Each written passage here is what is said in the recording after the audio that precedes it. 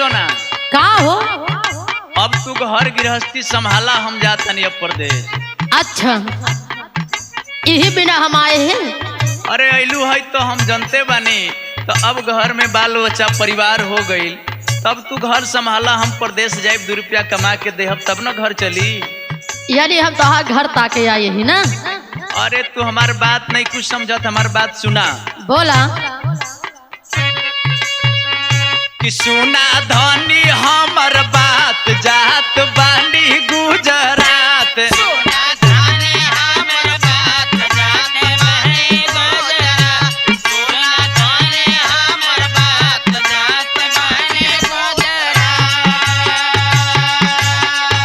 कि सुना धनी हमर बात, जात बानी गुजरात। ना कमाईब कैसे चली परिवारवा, गुजरवा कैसे होई रानिया।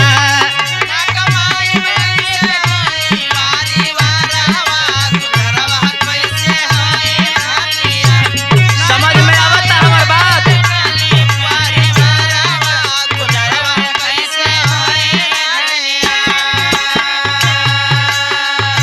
ए का तू गुजरात जाता हाँ? हाँ तो इधर सुना, का सुना? जैसे तू ट्रेन पकड़बा ना, हाँ इधर हम चल जाए। अरे ऐसा मत करा काम भाई। सुना सुना, सुनाव। जहिया धरबा तू गाड़ी, वो दिन पहन के ललकी साड़ी। अरे अरे और का हो?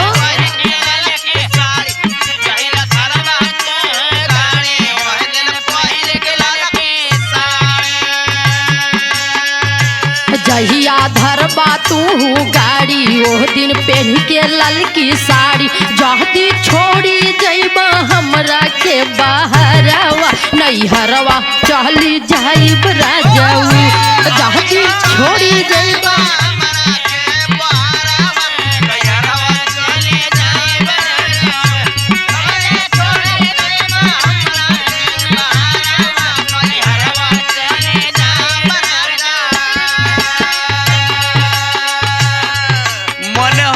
निकलब तू एहर निकल जाई। और का हो? अच्छा तारा अंदर समझदारी बा कि ना? बिल्कुल ना। सुना हमार बात। ये बताओ पहले तोहरे अंदर समझदारी होए के चाहिए कि बियाह कई के लिए आए हमके छोड़ के परदेश चला जाएबा। अरे उ कुलब घर के जिम्मेवारी है। सुना बात। बोला काम नहीं चलिया गोराला से चूल्हिया।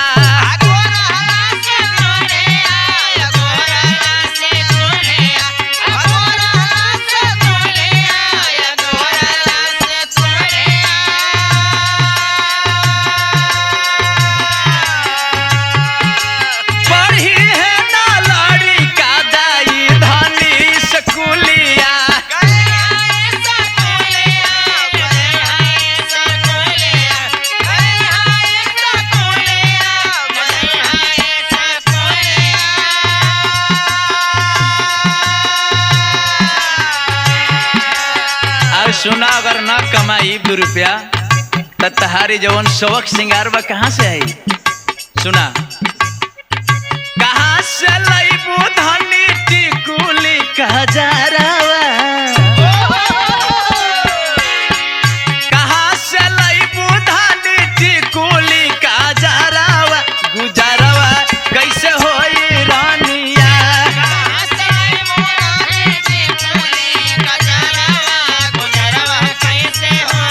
समझ में आवता हमार बात?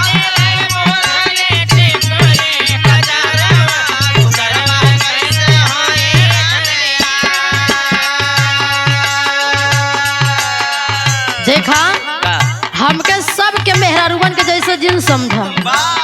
हाँ तू हमरे आँखी के सोझा रहा, बाकी हम कौनो शौक सिंगार ना करब। बहुत कम खर्चा में काम चलाए ले। कैसे चलेबू? सुना सुनावा।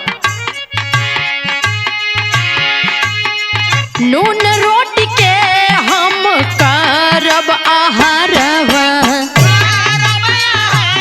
मने नून रोटी पे काम चला।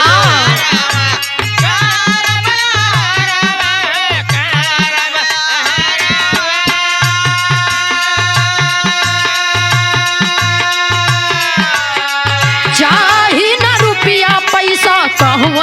सिंगारवा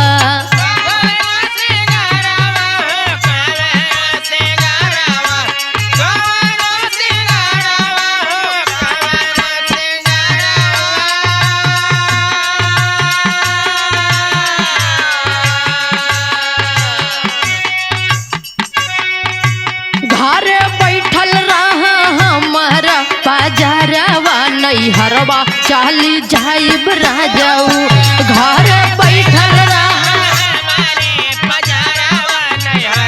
सुना यही बात है।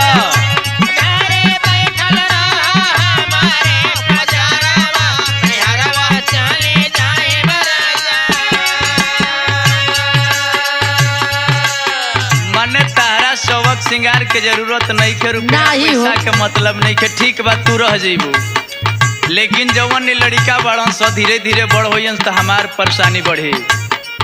बुझा ताड़ू बात? सब हो जाए, टेंशन मत ला। टेंशन हमारा न होई, सुना कैसे टेंशन होई। बोला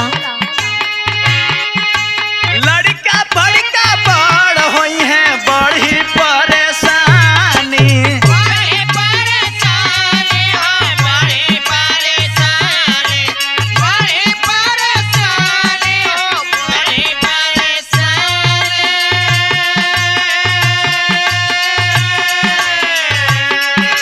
अपतिया के बुझाए हमार दिल जानी।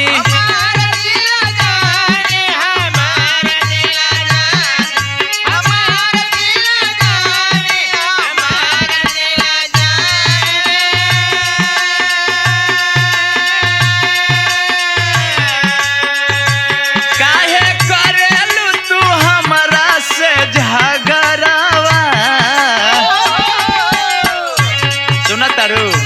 सुना तही बोला काहे करेलू तू हमरा से झगड़ावा? गुजारवा कैसे होई रानिया?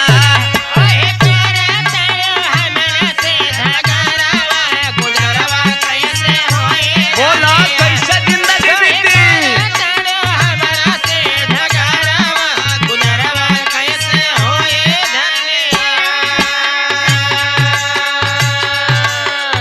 देखा का हमके इधर उधर के बात में जिन भरमावा, भरमावत ना है सब। हम आपके परदेश न जाए दे तो न जाए दे।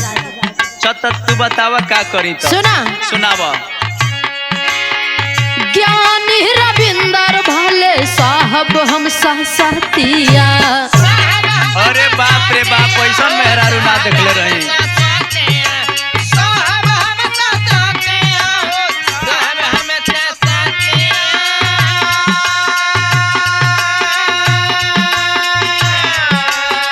मानव नाही तो हर ये कहूँ राजा बहतिया